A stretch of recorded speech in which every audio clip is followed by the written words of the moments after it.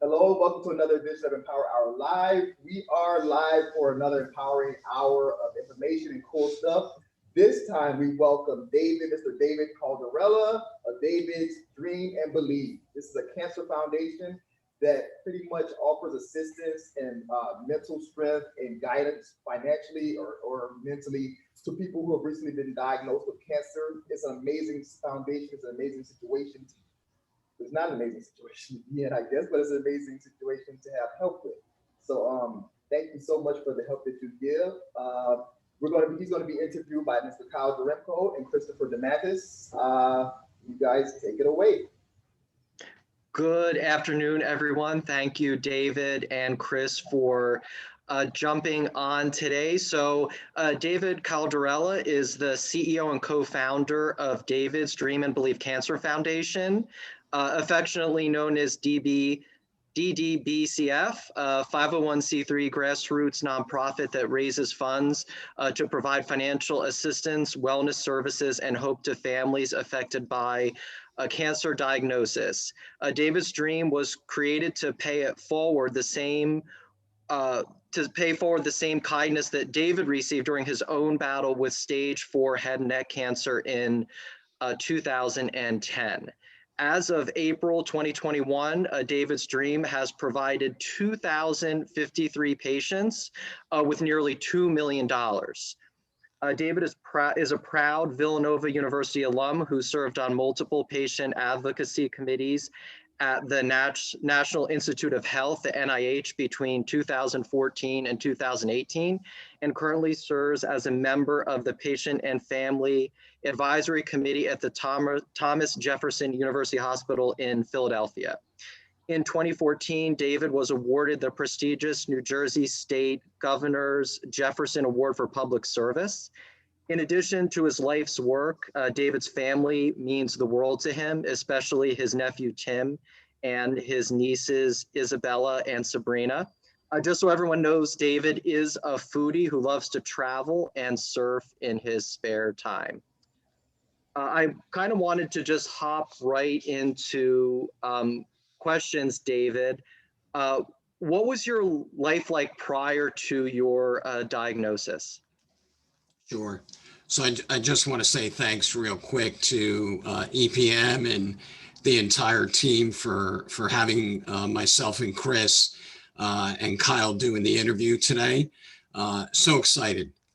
So life before diagnosis, I was actually had moved to Jupiter, Florida, and was in the best shape of my life.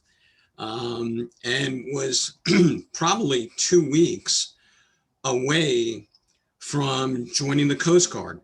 There was a college degreed officer program that I qualified for, and I was in the last 6 months age-wise of that eligibility, and got all my paperwork in. Application was approved, and was serious in talking with a recruiter.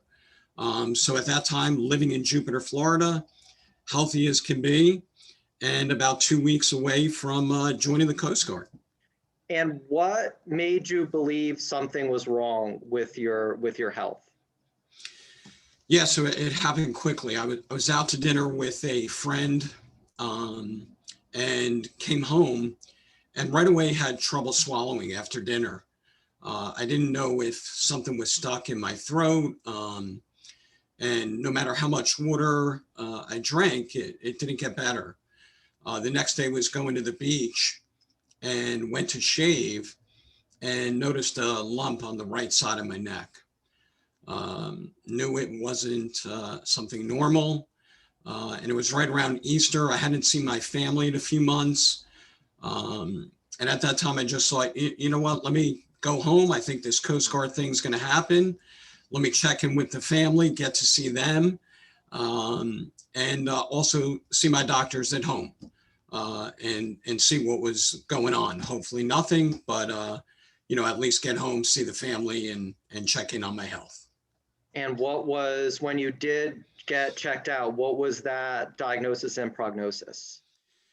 Yeah, so I remember the first thing I had done was the doctor scheduled me for a right tonsillectomy and also a biopsy at the same time. And about 4 days later, um, was sitting in the doctor's office here in Manahawkin, New Jersey. And I could tell something was up. I was there with my parents, and even patients that came in after me were being seen before I was. And I knew something was up. And finally, the whole office was cleared out. And my parents and I went into the doctor's office, and almost in slow motion, as he said the words, "You have cancer," I was directly looking at my mom and dad and saw my mom's eyes start to well up. And that's when it hit me. This, just got real. I was scheduled for a PET scan immediately the next day to see if the cancer is spread. And the next day, Thursday, was in a doctor's office at Thomas Jefferson University Hospital, where I was diagnosed with stage 4 head and neck cancer. It had spread from my tonsils into the lymph nodes on the right side of my neck, down my throat. The prognosis wasn't great. The doctor, Dr. David Cognetti, told me he was going to throw everything and the kitchen sink at me because I was in good shape. Again, I was kind of training to join the Coast Guard at the time. I was in good shape, and he was going to throw everything he could at me, which meant surgeries, radiation, chemo, everything. And that was our best hope for a positive result. But initially, the prognosis was not great. And I know you just mentioned like some of the treatments, but how did that treatment process end up going, and how did that go? Yeah, so initially we started off with surgeries. I was the 10th patient that Dr. Cognetti did a brand new procedure. Only had been done starting that year in 2010. And I was the 10th patient at Jefferson to have it. It was a robotic surgery where he basically operated a knife from a computer and went down into my throat to excise the cancer cells out of my throat.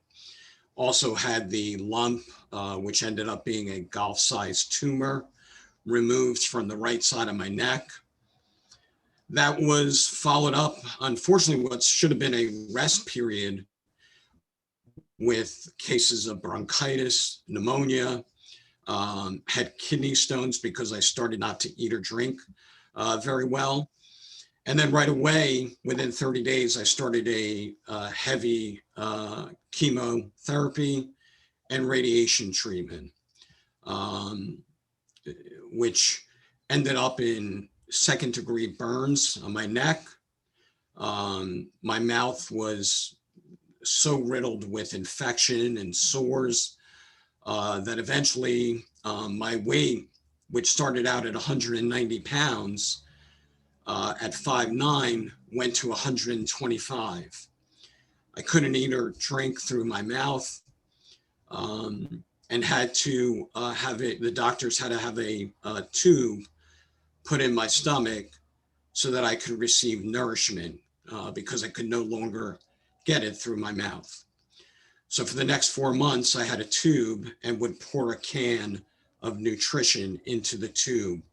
It's the only way I got sustenance in my body to continue fighting. And at 125 pounds, I looked in the mirror and saw just bones. I was not the same person. I would spend time I moved in with my parents back here in Manahawkin, and would spend time on the bathroom floor. My mom would put a pillow up against the bathtub because the tile floor in the bathroom gave me a little bit of sense of comfort because the coldness of the tiles. and would put a blanket over me, and I would spend hours at a time getting sick, and being in the bathroom. It was difficult. Had kidney stones again, had pneumonia again, was hospitalized towards the end of treatment for 2 full weeks, where they would just wheel me down for radiation and chemotherapy and then wheel me back up because I was so weak and needed IV fluids the whole time. The treatment surgeries were rough. So that whole process was very, very difficult. And I know not only for myself, but my entire family and friends as well. And how did you then, after that course of treatment, how did you start the organization that's now David's Dream and Believe, and what was your initial goal?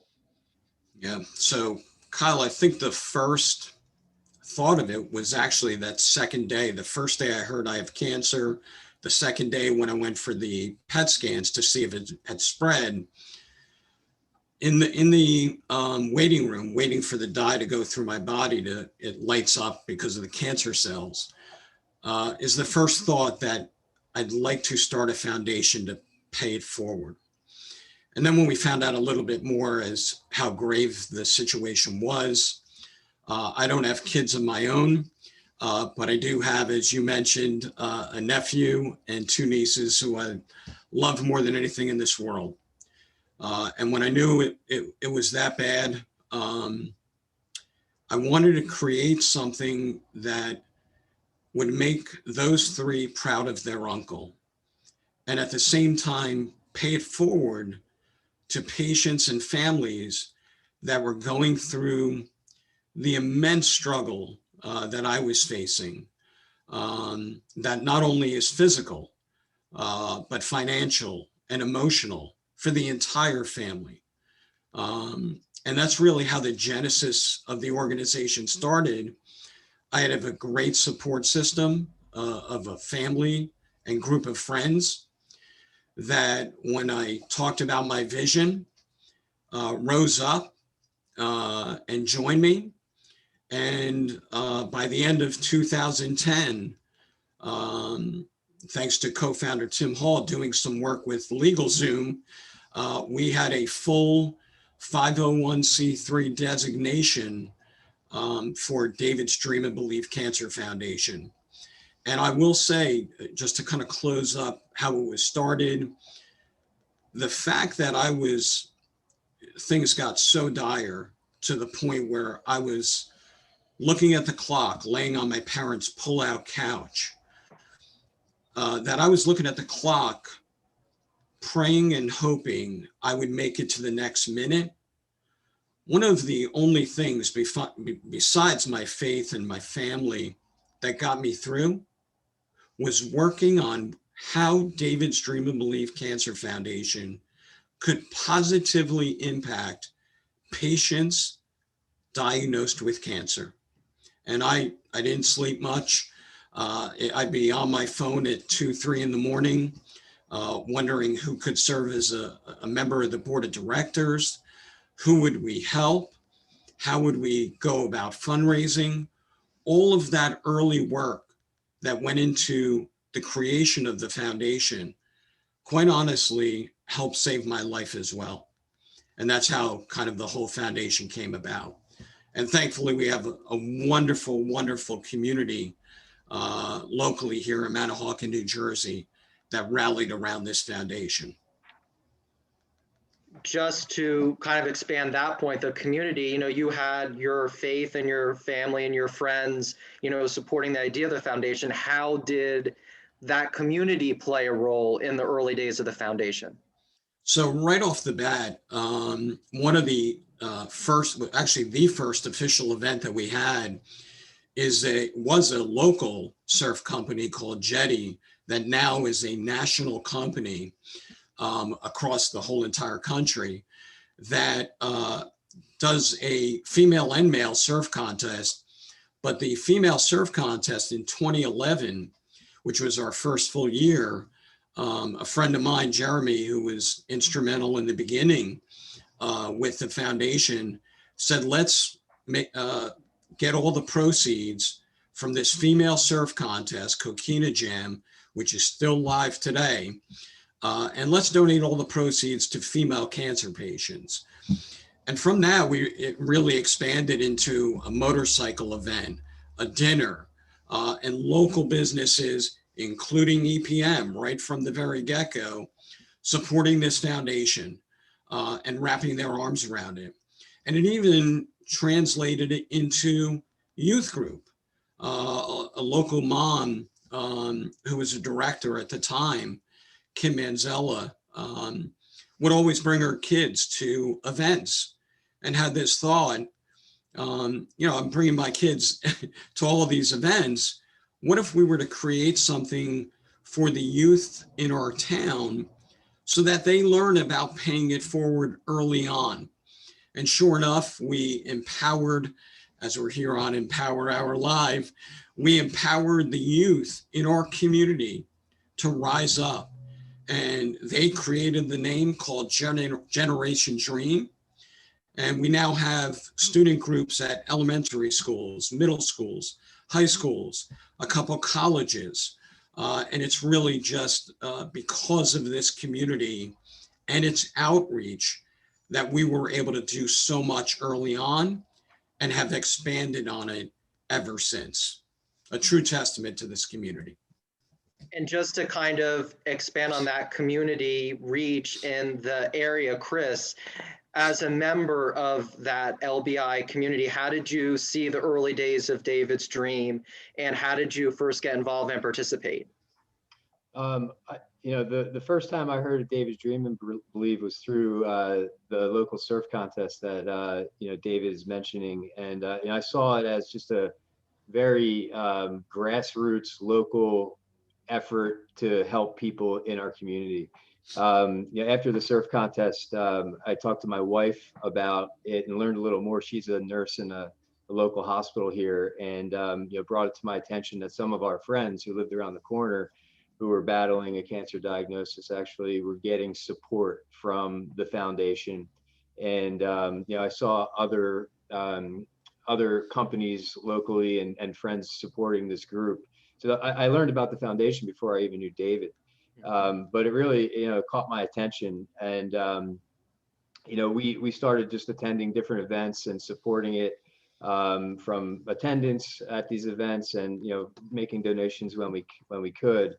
But what I really loved about it was just the local vibe and the real local nature and the community aspect of it. David was helping people right here in our backyard, people that we knew, and the Jetty Rock Foundation that he mentioned as well, in conjunction with the Jetty Company, was also supporting it. We've been involved with them for a number of years, supporting local initiatives and efforts. So it was just a natural fit to start to support them. But yeah, it started as a very small little engine that could, and it's been great to see it grow over the years. And David, so this started with an idea and really your darkest time, and now you've helped thousands of individuals. You've given millions of dollars in support. We're on this call today where you're speaking to kind of EPM as a whole. What does David's Dream and Believe, mean to you now, seeing that and the focus being the patients and their families?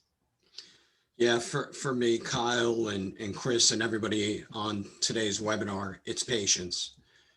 It's always been about the patients and always will be. They are at the center of everything we do. And aside from financial assistance for rent, mortgage, utilities, groceries on the table, transportation to and from those doctor's appointments. Aside from all that financial assistance, we provide wellness services for patients and their families, like counseling, acupuncture, massage, daycare, physical therapy, fitness, yoga, to patients through local business partnerships that we set up again in the community.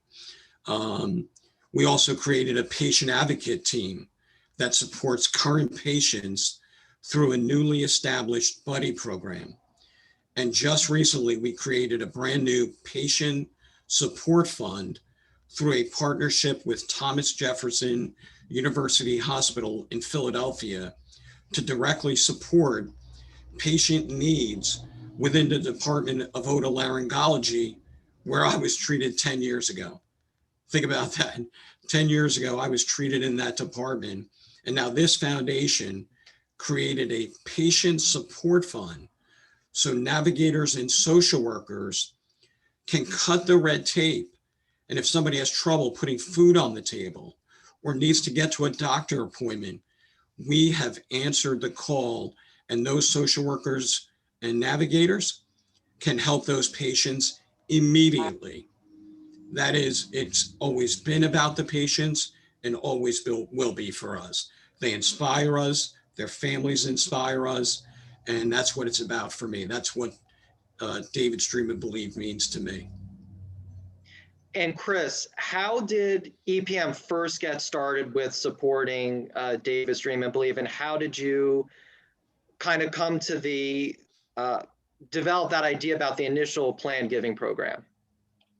So, a few of us were, again, locally, just individually supporting the foundation. But at the time, we internally wanted to support the community more. We wanted to find another way to do it. And our marketing manager at the time, Danny Corso, was active with the foundation and knew that we were looking to, expand our giving and get more involved. So she actually, I credit her 100% with the whole planned giving initiative. We talked about the foundation, and again, this was in its earlier years, and it was trying to grow. One of the biggest challenges it had was, financial support and operating just on a regular basis. There were events that were being held, there were donations coming in here or there, but with any organization, if you don't have a steady stream of revenue, it's hard to operate. So she came up with the idea to tie our giving to our success in production. So we came up with the idea, or she came up with the idea of donating a small portion of money per closed loan. So we started with a $25 per loan donation on a monthly basis to the foundation. And in months that we had good months, we gave more. In months when we didn't do as much business, we gave less. But the concept was that we were constantly providing something, some sort of reliable donation on a monthly basis over time. And that's where the whole planned giving initiative came from. And David, from, you start a grassroots organization, what did it mean to you when EPM came to you saying, we have a planned giving program that would, provide a steady source of funds for the foundation? Yeah, I think initially, like Chris said, Danny was a director for us at the time as well, board member. And when she came to me with the idea, I, thought it was great, but really didn't know the impact, right? Because it's one of those things, I have to see it. It sounds great, but you have to see it. And boy, within a few months, like you said, the steady stream. And that's what's important. Events, whether it's weather related or attendance, events are always going to ride, that the ups and downs. What planned giving taught me is that it made the funding consistent. We could count on it. So even like Chris said, even if it was a bad month, we still knew there was something coming in. We could count on that. And we knew like clockwork, every month, that grant would, check would be there from EPM. That was a game changer for us. It helped us set budgets. And quite honestly, again, with the, up and downs of events, it helped us really steady the ship a little bit. and know that, okay, we can rely on this. And not only that, we can use the EPM Manahawkin model for other businesses. And we've certainly done that with real estate offices, Berkshire Hathaway, with pizza places like a local Manahawkin pizza place, Fusara's Pizza, and countless others. We now have over 25 businesses following the EPM model, and at least another 50 individuals doing planned giving from $10 a month to $1,000 a month. So that idea created just an incredible wealth of information for us to build on, and have to give, Danny Corso credit, and Steve and Chris from EPM to really double down on that. And it's really taken on a life of its own, and something we're very proud of. So you mentioned about, on a good day, there are ups and downs with events. What did, when COVID-19, that pandemic kind of became as big as it ended up being, how did that affect the foundation? Substantially, like so many others. When you rely on events, in-person events, as your mainstream, which it still was, for funding and helping patients, basically losing that stream completely, 100%, was crushing. But within a month, and we heard, when COVID just started to hit the radar, I was actually at a meet and greet in North Jersey. And that weekend, that was a Wednesday night. That's actually, I believe, the night the NBA canceled its season. That Saturday, we were supposed to have one of our biggest events, a gala at our local aquarium outside of Philadelphia, that Saturday night. That got canceled, and we were stuck. And within a month, I heard from Chris and from Steve at EPM, they were going to raise their planned giving from $25 to $100 per closed loan. We didn't ask. Danny, I know, didn't go to them and ask. They just told us that's what they're going to do because they know we were going to be in a bind. And let me be crystal clear. We wouldn't be on this Empower Hour Live town hall right now if it were not for EPM. The lights would have been shut off, the doors would have been closed, and hope would have been extinguished for cancer patients. That's reality. That donation changed everything for us. And I have to tell you, we'll never forget that. It was a monumental decision on their part. And Chris, how did you and the rest of the team, when did you make that decision to raise the, per loan donation to David's Dream?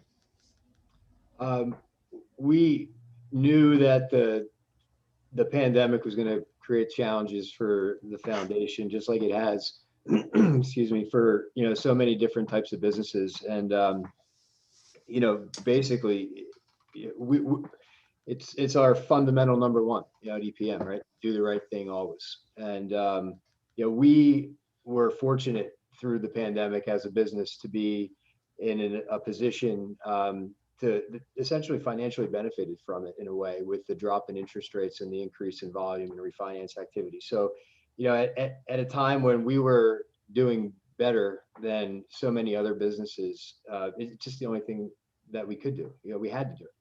Mm-hmm. We had the ability to do it. We were in a position to do it, and we're happy to do it.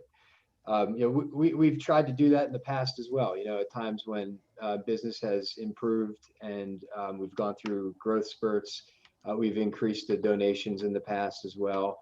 But this time was different. This was dire straits for, a lot of charitable organizations. And we had the ability to step up and support them. And that's what we did. And David, what was that immediate and long-term impact of that decision by EPM? Yeah, I think like Chris said, I think, that decisive early action, it didn't come months later. It came, the pandemic was hitting us in March, and that first check hit at the end of April because they made that early decision. So the immediate impact was immense. We knew that, because at the time they were doing well, we were going to survive. And I think the long-term impact, I think what it taught us is it even more so taught us how important planned giving, and we call it our Mission of Hope giving campaign, what it means to the long-term sustainability of the foundation to help more patients. This model works anywhere and everywhere. If there's a business that wants to participate, again, like I mentioned, we talked about EPM, them raising from 25 to 100 meant everything to us. It meant keeping the lights on, literally, to the pizza place that's donating $3 per pizza once a month. Those actions can sustain positive impact for patients battling this disease without a single event. No matter what happens with weather or attendance for an event, this model can be transferred anywhere. And it really, I think all of us, Chris is a director now on the board. I think it really, especially during COVID, we saw the immediate impact and recognized the long-term impact. And it's substantial, honestly, life-changing for those patients and their families. So seeing how the impact of planned giving and how that can sustain, the organization well into the future, what do you think the future holds for David's Dream and Believe? Yeah, so for me, Kyle, I think to look ahead, you must look back first. And like you said at the beginning of this webinar, since our first year in 2011, we've provided nearly $2 million to over 2,000 patients. Patients and their families battling a cancer diagnosis are at the heart of everything we do. So we want to continue to meet the increasing demand for support from those families. That is what it's all about for us. Always has, like I said, and always will be. And with the help of EPM and others, we're going to meet that demand. And with the help of EPM and others, are there any new exciting initiatives that you might want to announce today? So there is. As a matter of fact, there is. As a matter of fact. So for all the Atlanta EPM employees on the town hall today, and everybody else, quite frankly, in other locations, but specifically Atlanta, I had the pleasure of speaking with CEO and co-founder Eddie Perez yesterday. And when this Empower Our Live opportunity came about, the Empower really hit me. And EPM Manahawkin's model and what they have done for patients mean the most to me and this foundation. And the Empower hit me, and I asked Eddie, what if we were to help patients in Atlanta, Georgia, the hometown of EPM, where the corporate office is located? And I will tell you, his immediate response was one word: yes. Let's help patients in Atlanta, Georgia, whether we do it through planned giving, whether we do it through an event or two per year, David's Dream and Believe Cancer Foundation and EPM are going to help patients in Atlanta, Georgia, starting this year. And I want employees in Atlanta to rise up like the EPM employees like Chris and yourself and Steve and the whole team in Manahawkin, and rise up and know that if there's a neighbor, a family member, somebody down the street, a coworker that you hear of that needs help with a cancer diagnosis, EPM and David's Dream and Believe are going to be there now in Atlanta, Georgia. We're coming, and hope is on the way. That's what I have to announce today. And that, as Linda just said, that is outstanding news for all of the home office employees. Just kind of to expand that, I believe that kind of how that rollout will happen, that's in the works, and that all of the home office employees will, get some information on that in the near future. Yes, I'm going to talk to LA, Blaine, Eric, and Adair, and we are going to talk very soon because we want to put this in action immediately. We want to start helping people in Atlanta as quickly as possible. So we will work out the logistics, the details. Maybe it involves putting a small 3 to 5 person committee together for anybody interested in Atlanta. Again, we are going to bring hope to patients in the Atlanta area very soon. That is a great announcement. It just shows what the, sustained giving, what resources that can give an organization to grow. Just in case there are any, attendees out there that might not be from the, home office area. We were chatting a little bit before. Should they just reach out to, LA, Adair, Eric, or Blaine to have a further discussion about those opportunities? Yeah, I think what I said this earlier was if there's opportunities to, again, bring hope and support to cancer patients, whether it be Atlanta, whether it be Florida, let's recreate the model that EPM Manahawkin has established and led with, and let's bring those patients hope. Like I said, when you said, what does the foundation mean to me? Patients and their families, and bringing them hope. And I think all of us are going to do that together. So I would just have them reach out to the EPM, corporate office in Atlanta. And I'm sure the guys and girls you mentioned could share my information as well. And I can put that up in the chat as well. That would be great. That would be great. Let's go. Atlanta, Georgia. Let's go. So I just kind of to, wrap it up a little, I just wanted to thank David and Chris for being able to get on today. I know we've been, working on this for a little bit, and I'm so glad that, today we were able to get this on the calendar and you were able to make your announcement. Chris, do you have any, just hearing this announcement and how we're going to be able to kind of expand the reach of David's Dream and Believe, just what is a quick thought about that new opportunity?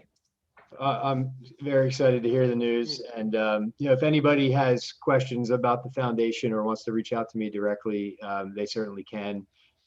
Just one last thought, there's a lot of causes out there to support.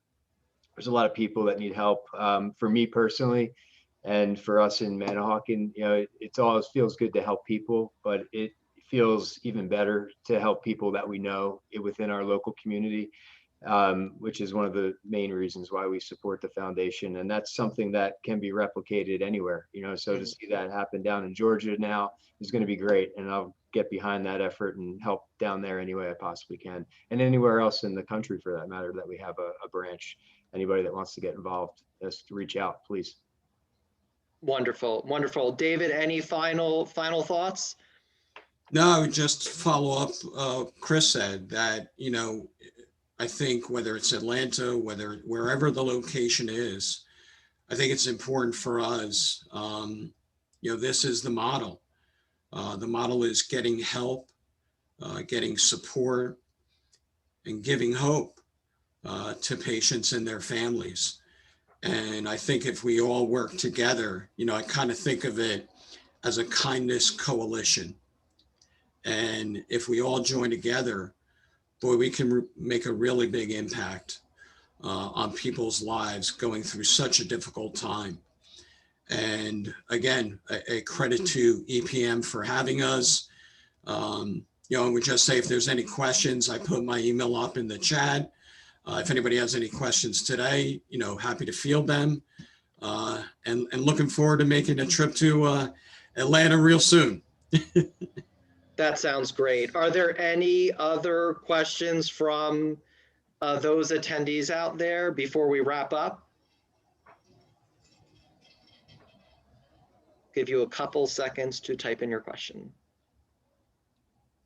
So a question just came in. Do you work with any other groups like Camp Sunshine or the Ronald McDonald House? We do. So, Greg, thanks for the question. Camp Sunshine, we've supported in the past. Again, initially, you have to understand that we started out in year 2011 helping 20 families. 2019, before the pandemic, was our biggest year. We helped 450 in 1 year. So over the years, we've tried to work with different organizations and lend support when we can. Our biggest goal is to help patients and families directly. Camp Sunshine's a great organization. Ronald McDonald House, another one. You know, people that need lodging close to hospitals. So wherever we can lend support, if we have it available, we're certainly open to working with any organization that helps patients, 100%. Thanks, Greg.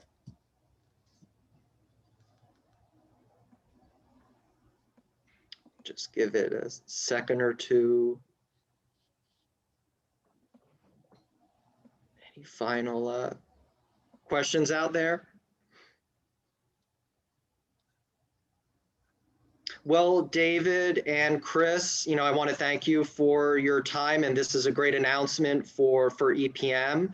And I just wanted to, you know, thank LA and Blaine for helping to get this set up.